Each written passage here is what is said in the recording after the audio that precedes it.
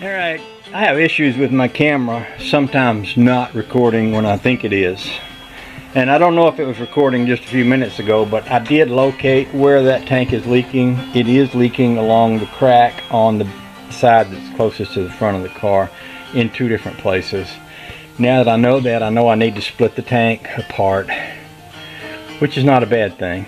Give me a chance to kind of clean it out and look everything over. I'm going to go ahead and somebody's glued that sending unit in there, and Cutworm's got a new one that he sent with me, so I'll get that one out and I'll put that new one in.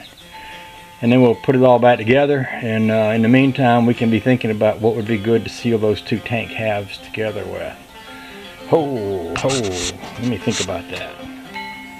So I'm going to go ahead and continue taking screws out like I was. Onward and upward, y'all.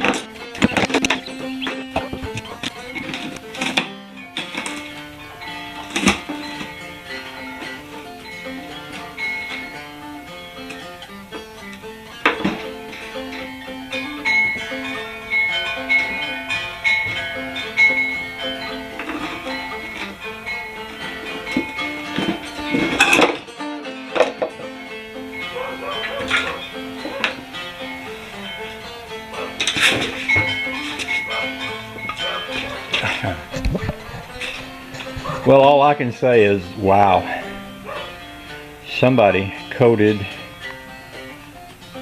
the entire inside of that thing with fiberglass and mesh. Good grief, how did they do that even? And it didn't work. I think they were trying to keep it from leaking, and it didn't work. Wow, what a mess.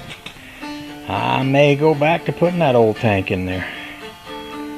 Good googly woogly. Ain't that something? I didn't expect to find that in there. Look at all the little pieces and particles that are just waiting to clog up a fuel line too. And that could cause a problem. Wow. Okay. So, let's consider that.